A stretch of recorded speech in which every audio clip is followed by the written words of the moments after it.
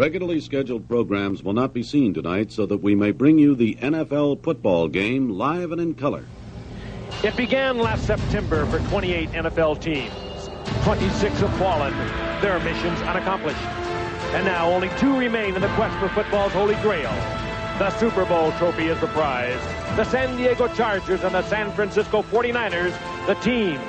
The players in tonight's game will add to the glorious moments of Super Bowl history. Ball going after covered, and it's double quad, catches it on a circus catch. It's blocked. The ball is loose. It was blocked, I believe, by Baxter. It's still up for grabs. Mike Bass grabbed it. Mike Bass is at the 40-yard. Back to throw Montana. Steps up, throws. Touchdown, 49ers! Snap, spot, in the air. It's got the distance. It is no good. It is a 92-yard field goal by Jimmy O'Brien. The Jets have won the Super Bowl with a final score: New York 16, Baltimore 7. The Super Bowl, the despair of losing, the ecstasy of winning. From the men who brought you basically a sports show if your football fix wasn't met on Thursday night, it's time for an additional slice. This is basically a football show right now. Let's go! Play clock at 5.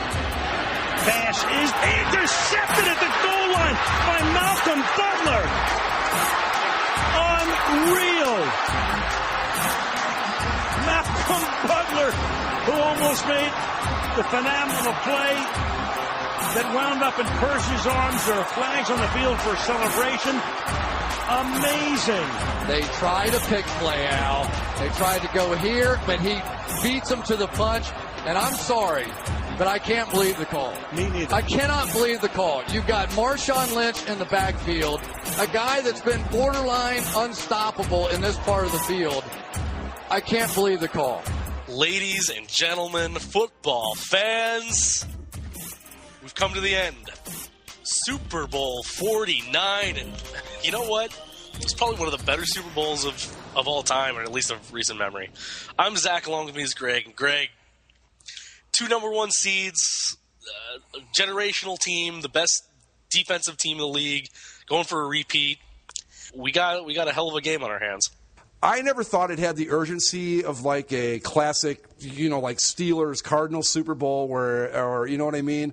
Mm-hmm. But it was still a very, very, very good Super Bowl. It was an excellent game. It was well played by both teams, and for a game that 2 weeks ago I didn't even want to watch, man, I'm really glad I stuck around and watched this one.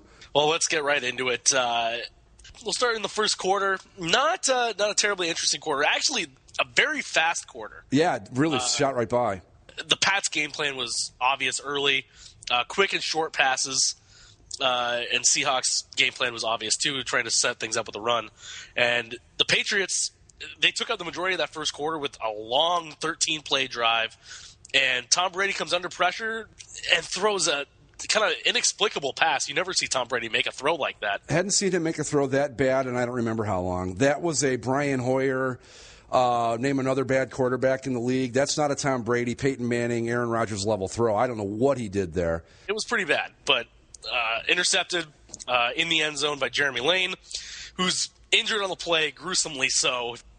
And so he's out for the game, and that would become a pretty big thing when it comes to the Patriots passing attack, as they would hammer his replacement all game long. Russell Wilson, no pass attempts in the first quarter for the Seahawks. Well, they didn't have the ball very much in the first quarter either. No, and they were running it a lot, and even when he would drop back the pass, the Pats secondary was covering the Seahawks receivers. They called passing plays. He just never actually threw the ball for a pass. So we go into the second quarter. Julian Edelman gets a 23-yard pass, springs the Pats inside the 12. Immediately after that, they go right after Simon again, and Tom Brady breaks open the scoring with an 11-yard touchdown pass to Brandon LaFell. New England leads 7-0. At that point, it was all New England. They had 9 first downs. The Seahawks won. 28 offensive plays. The Seahawks 8. Seattle didn't complete a pass until just 5 minutes left in the second quarter, the second longest into a Super Bowl without a pass completion. First had to be Miami, right? No. Oh. It was Buffalo, I think. Really? Yeah. Because I know in Super Bowl, I think it was 7, when Miami's undefeated season, I was going to say Bob Brady. Bob Greasy only threw like 8 passes the whole game, so it just seemed to be them. But Anyway. But that drought would not last as Russell Wilson found his new favorite target in Chris Matthews. Yeah, what a great story. He really ignited the passing game. Russell Wilson at one point, to kick it off, just chucked this ball downfield. Matthews goes up and grabs it 44 yards downfield inside the 11. They run Marshawn Lynch 3 straight plays and into the end zone, and the Seahawks tie it at 7 with 2:16 left to play in the second quarter. Patriots get the ball back, run a near-perfect 2-minute drill, and Brady just throws this one up the sidelines to Gronkowski for a 14-7 lead with 31 seconds remaining in the half. The next thing you're about to talk about, I think, is one of the keys in the Super Bowl that no one is talking about. This was huge. With 31 seconds left, Seattle gets the ball back, and in just 5 plays, 80 yards in 29 seconds, they go down and tie the game. This was just an amazing sequence. 6 seconds left. I wanted them to throw the ball. My grandfather, who's very kind of old school, is like, no, just take the points. And I said, 6 seconds? I've done this enough in Madden to know there was enough time left to do a quick pass to the end zone. And if you don't get it, then you kick the field goal. Yep. And they went for it, threw another one up to Matthews, just jumped up and grabbed it, pulled it down, with 6 seconds remaining to tie the game at 14 going into halftime. Of all the things that came out of the Super Bowl, the play calls, the whole bit, no one seems to talk about the importance of that 30-second drive.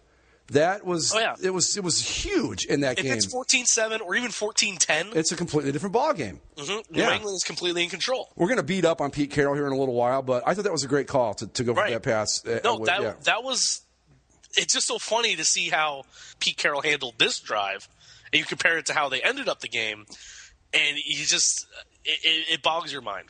We go into the third quarter. Seattle opens with the football. Another deep pass to Chris Matthews, 45 yards downfield. Again, this guy never caught an NFL pass in his career.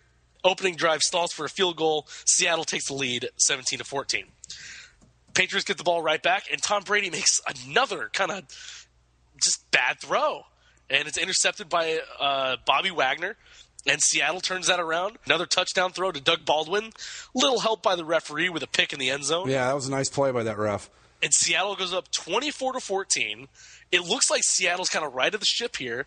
They got the interceptions on Brady. The offense is working better than it has in many games, really. We had talked about on this show and on basically a sports show about the Seattle offense that while not great, it gets kind of the steamroller thing going where once they get moving, it's kind of hard to stop them. And it really looked like that was going to be the case here with this game. It was like they had finally kind of gotten that momentum going and they were just going to start rolling out of control. But we move on to the fourth quarter. Seattle 24-14 lead.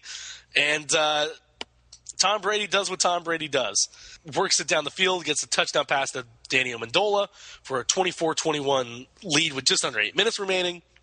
Then a great drive by Brady with a couple big passes that Julian Edelman, who wasn't all there, somehow passed this concussion test, which I call BS on. But he gets a touchdown in the end zone. 28-24, New England takes the lead with 2:02 remaining. So Seattle gets the ball back, 31-yard pass play to Lynch. Seattle's in business. They get to it, but they work down to a 3rd and 10. They get an 11-yard pass to Lockett. Then the play that could have been the defining play of the Super Bowl, the one that you would see on highlight reels forever and ever, but unfortunately is going to be a little lost in this thing. Russell Wilson throws it up.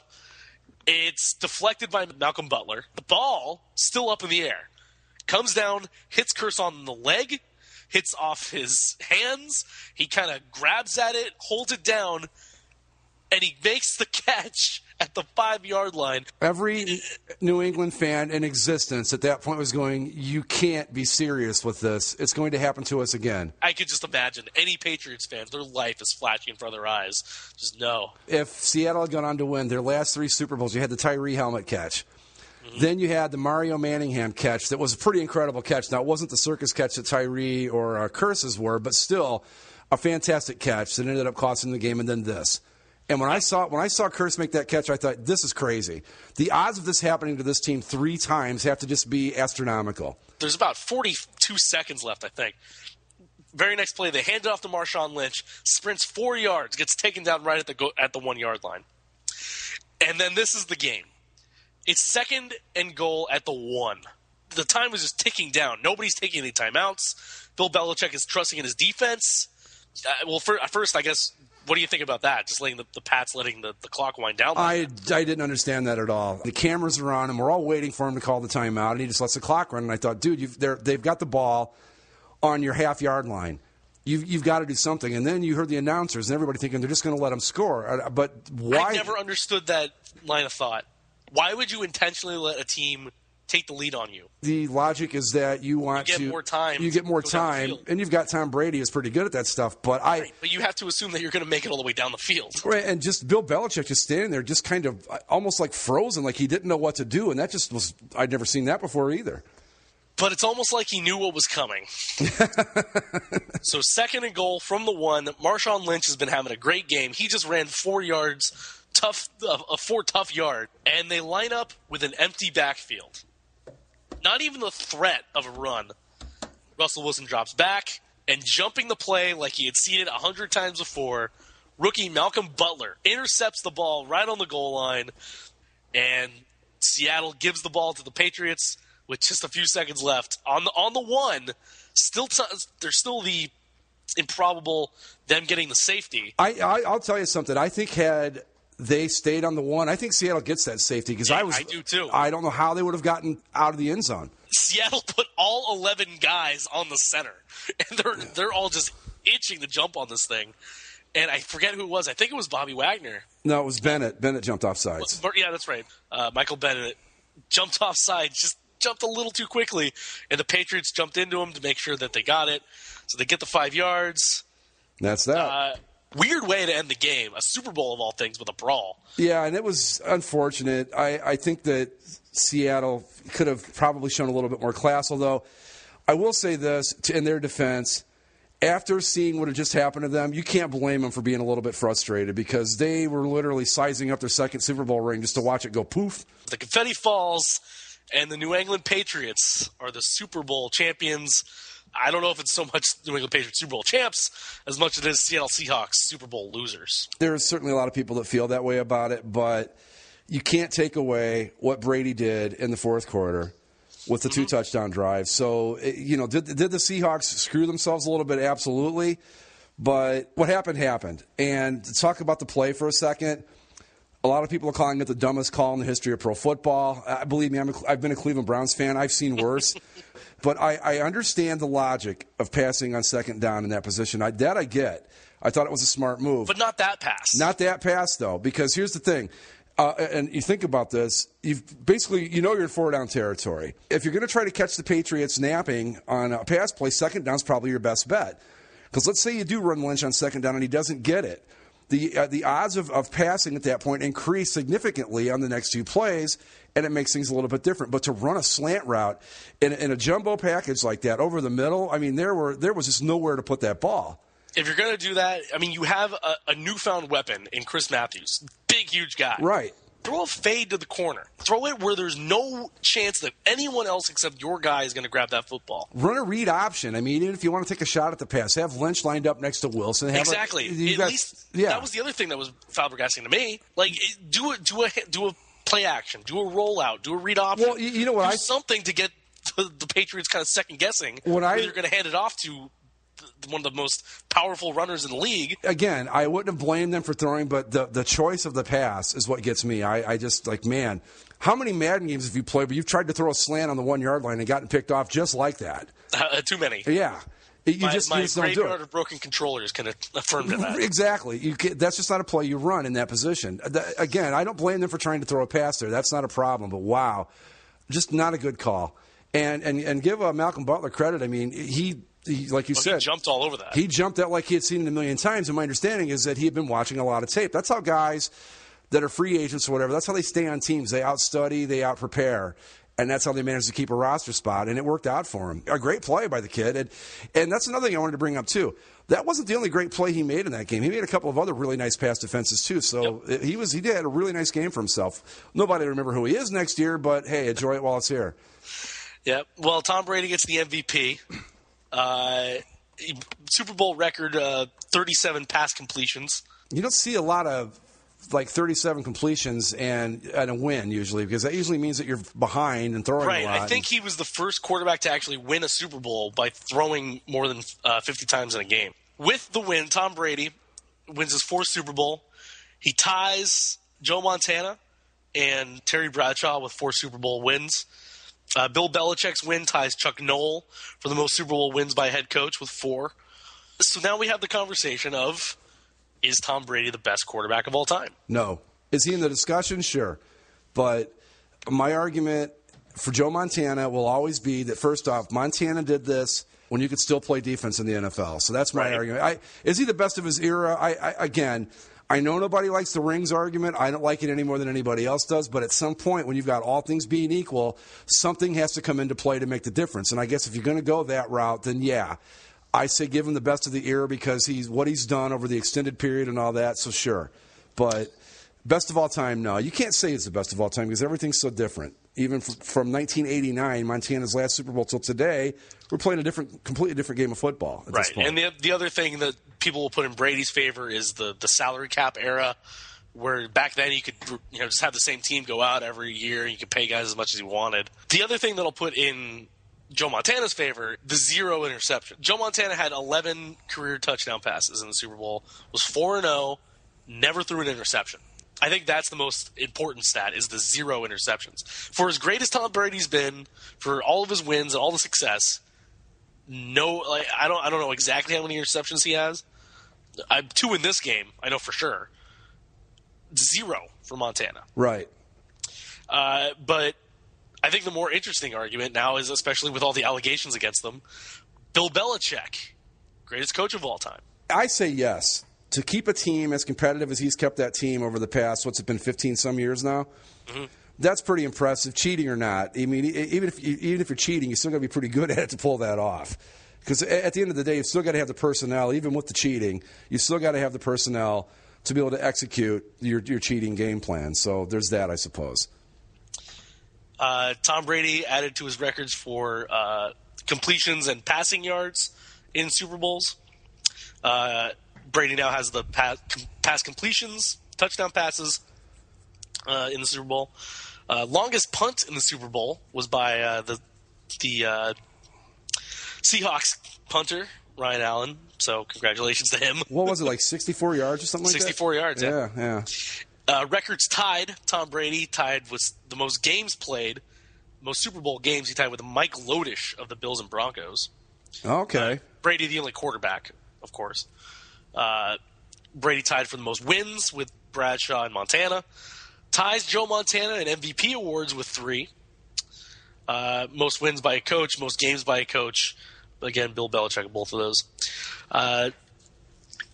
Let's see. Most passing first downs, the Patriots with 21. Fewest kickoff returns. The Seahawks did not return 1 kickoff in the whole game. Really? Seahawks either kneeled it down or it was kicked out of the end zone. Wow, I didn't even notice that watching the game. Right, neither did I. Fewest kickoff returns combined, because the Patriots only returned 3. Fewest kickoff yards was the Seahawks.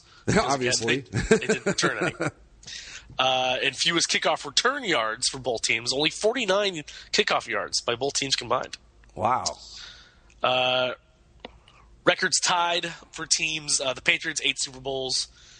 Fewest field goal attempts by both teams, only 1 field goal attempted. That was made by the Seahawks. Right. Fewest field goal attempts by one team, the Patriots was 0.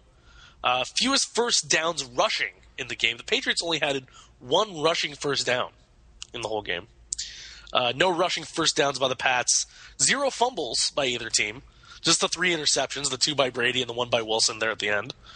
And the largest deficit overcome, the Patriots' 10-point deficit overcame there in the fourth quarter. It was like I said, I don't know if I'd put it down. As far as the excitement goes, it had its moments, but for the most part, it was just a really well-played game by 2 really good teams. It's probably the closest we have to the Titans-Rams Super Bowl, with the getting tackled at the 1-yard line, getting intercepted on the goal line, right, as time's expiring is pretty much right there in terms of that. It was a really good game. Yeah, I mean, it was well played. It's what you want from 2 number 1 seeds, from a legacy team, from a team going for back-to-back titles, all the hype, all the actual on-field stuff that went into it, and it came out to be a very well-played exciting football game. And which is what you want. The officials let them play. I never thought there were too many flags being thrown or anything like that. That's what it should be every year. I mean, the officials had no role in the game, which is great and kind of unusual for the NFL. But, right. But I read something about there's been like this bizarre NFC justice going on this season. I don't know if you saw this. NFC justice? NFC justice. Let me explain it to you here.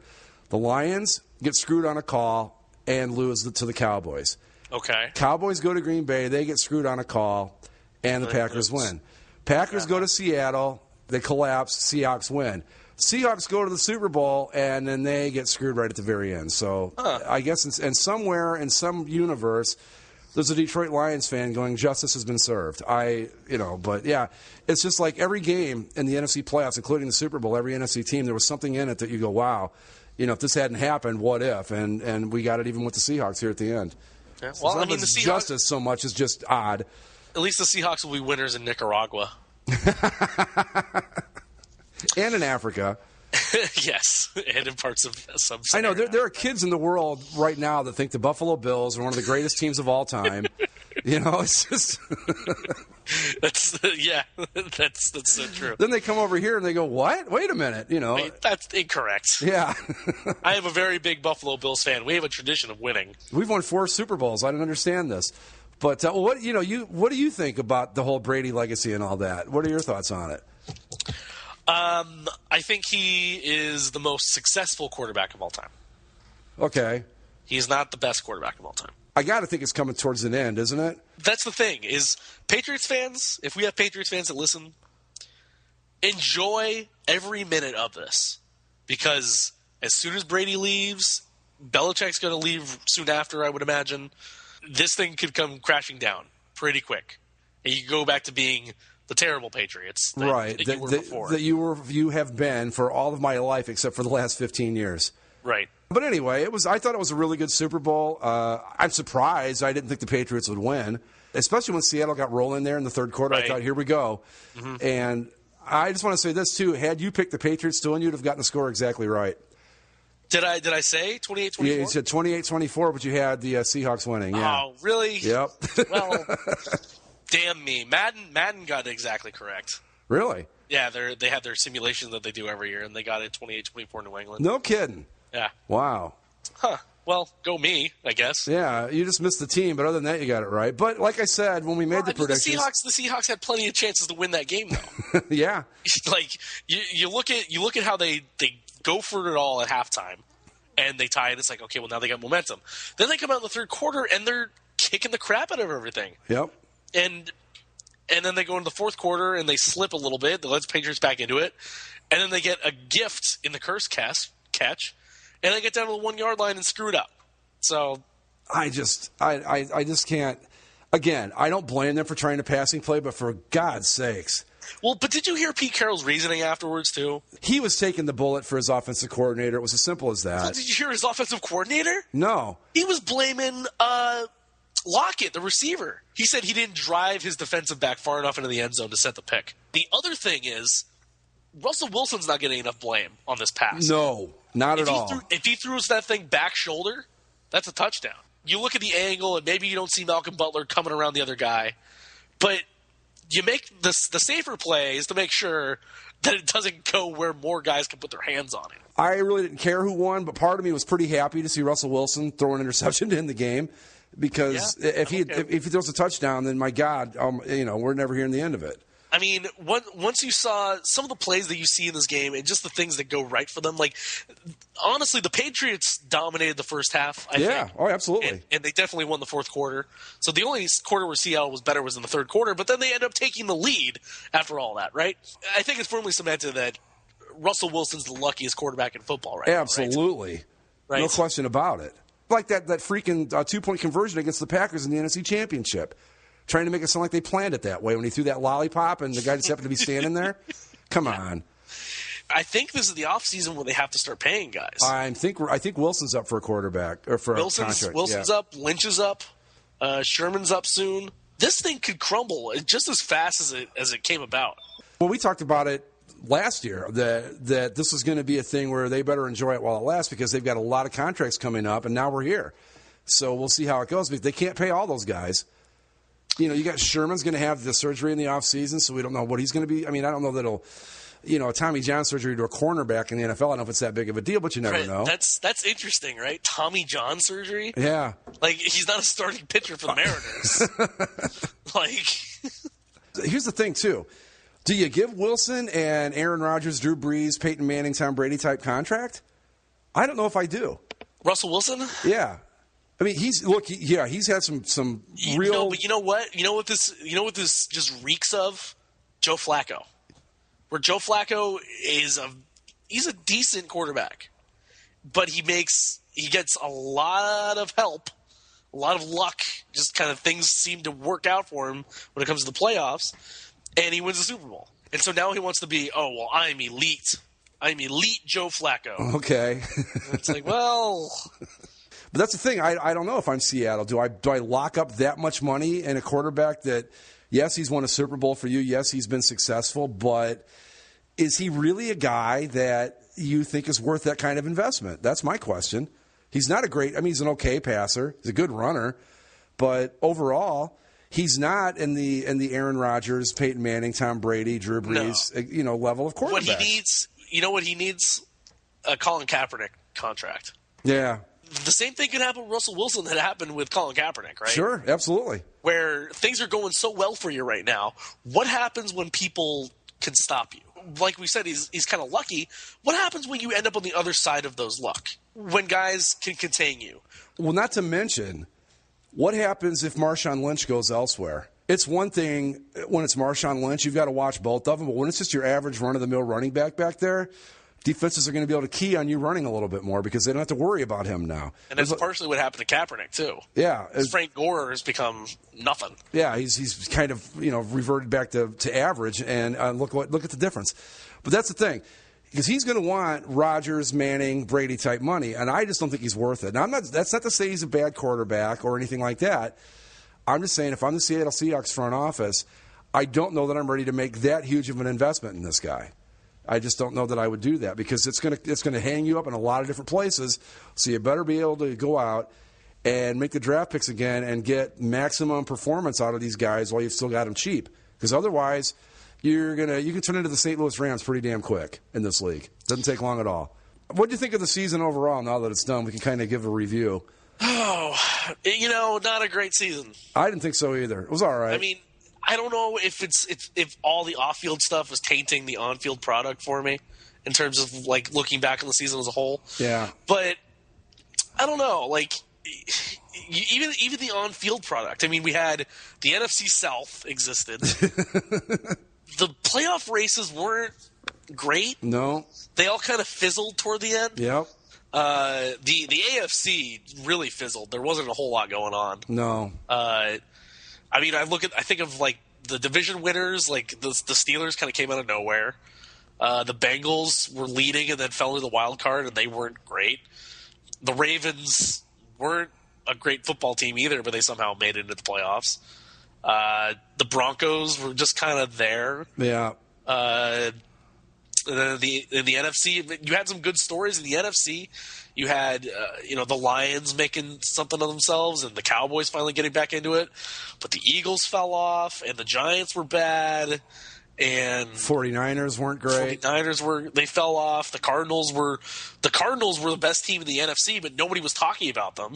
And then they lost their quarterbacks. And they were even less of a thing. Yeah, I mean, it's just a shame because I think if that team had a good quarterback, we might be talking about them today. Who knows?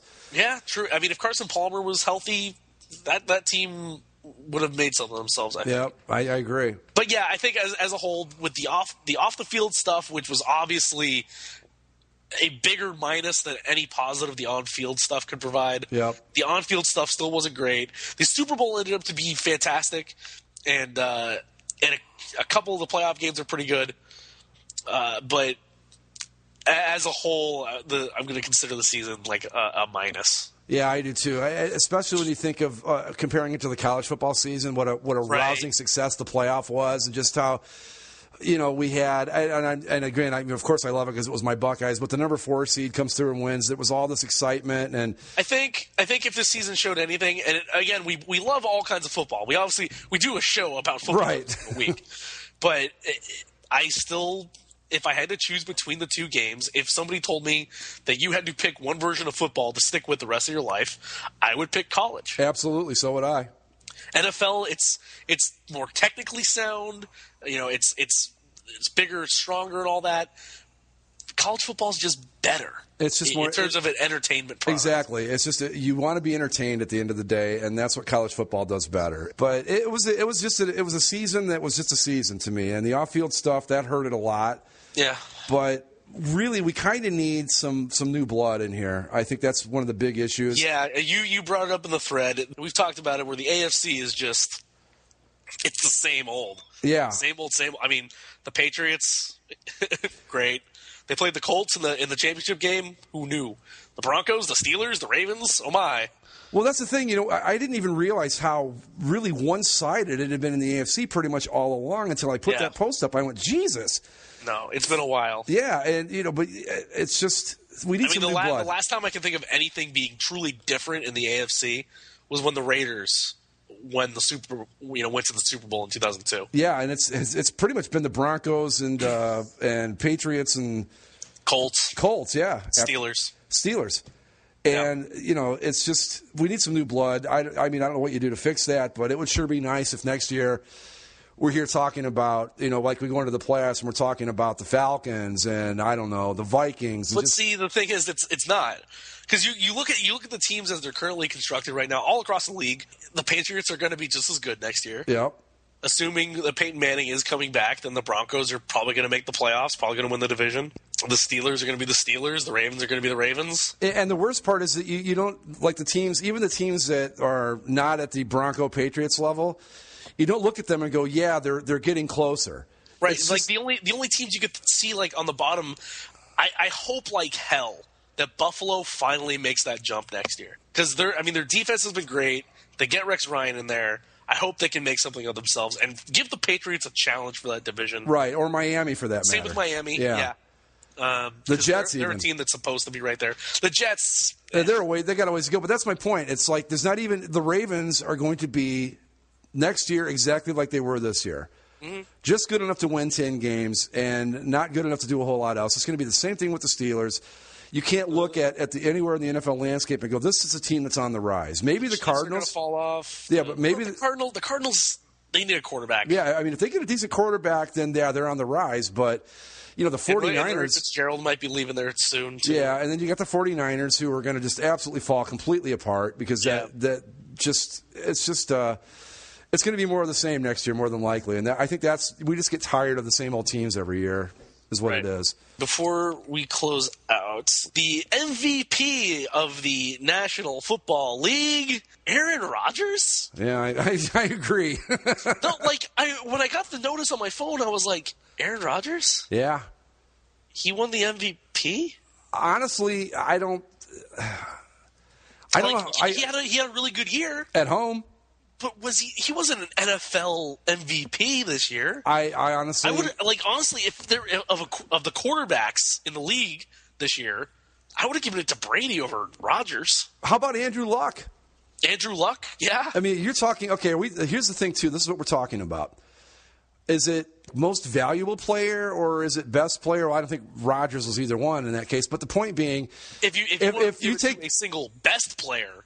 J.J. Watt. Yeah, but got second in the voting. Here's the thing: if it's most valuable player, are the Indianapolis Colts in the playoffs without Andrew Luck this year? No way. Not even close. No. So there's a lot of guys. I mean, I think Watt should. I'm not taking a thing away from Rodgers. I mean, he's a great player, had a great season, but this wasn't an MVP season for him. No, not at all. I think J.J. Watt was the better choice. I think that Andrew Luck. If you're talking in terms of MVP. As it's truly supposed to be, he's your guy. Or could have been, but hey, whatever. I think that's going to put a close on Season 2. Yeah. Basically a football show. Yeah. Another season in the books. We've gone through 2. Yep. One of these years we're going to get it where we're going to get a Super Bowl that we like and turns out the way we want it. Maybe. Next year we're going to have Colts-Packers. Next year for sure. I hope so. Yeah. The Colts are going to have a good draft. They're going to get some defense in there, a lineman, a running back. My God. I would like to see the Packers get a new head coach. That's my my wish for the season. Well, we'll see what happens during the offseason and the draft. But you can find all that on Basically a Sports Show. Time to sign off on Basically a Football Show. For Greg, I'm Zach. This has been Basically a Football Show, Season 2. Enjoy the offseason.